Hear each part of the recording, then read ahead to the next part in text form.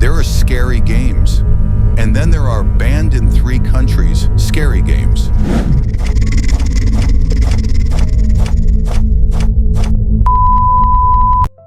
Today we're diving into the dark pit of digital nightmares. Welcome to Abyssal Tales, where horror isn't just a genre, it's a lifestyle, a bad decision, and probably the reason none of us sleep anymore.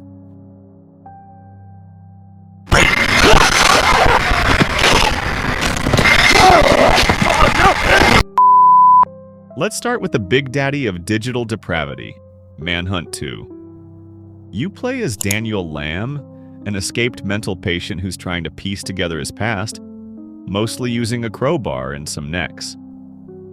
This game was so violent it made Mortal Kombat look like Animal Crossing. Released in 2007 by Rockstar, it was banned in the UK, Ireland, and Germany for its over-the-top executions. Imagine if your stealth kill involved more choreography than a Broadway number, but with more blood.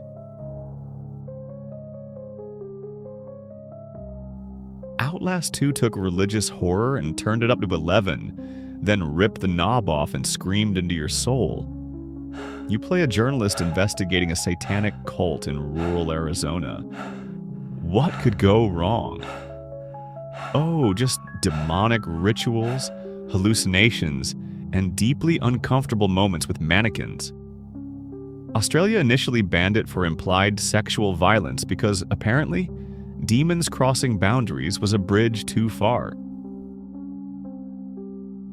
What if Dante's Inferno and an HR complaint had a baby? You'd get Agony. Set in hell, this 2018 nightmare lets you possess demons and explore an infernal wasteland of naked screaming people, torture rooms, and nightmare babies. Yes, that's a thing. The uncut version was so grotesque, even the developers had to release a censored one for consoles. Because nothing says fun Friday night like a game that looks like it was directed by Satan after a breakup. From the mind behind Resident Evil came The Evil Within, a game so creepy it made players rethink mirrors. Detective Sebastian Castellanos investigates a murder and ends up in a dimension where every monster looks like they escaped a Guillermo del Toro fever dream. Japan decided this one needed censorship and released a sanitized version. Because apparently decapitations are okay, but entrails? That's where we draw the line.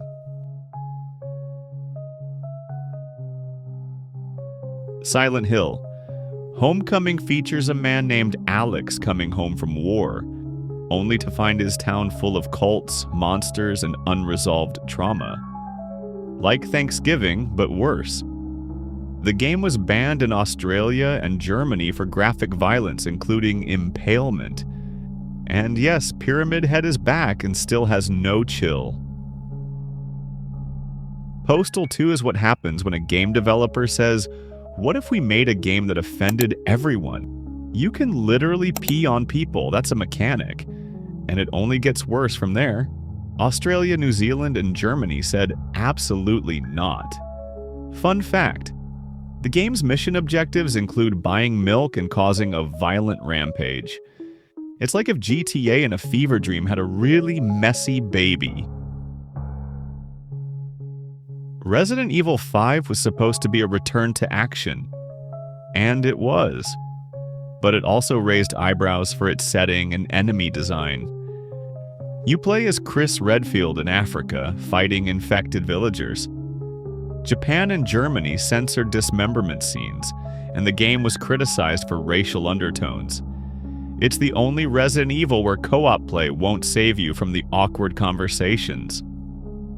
And that wraps up our deep dive into the digital dungeons of darkness. Horror games have always pushed boundaries, but these 10 obliterated them.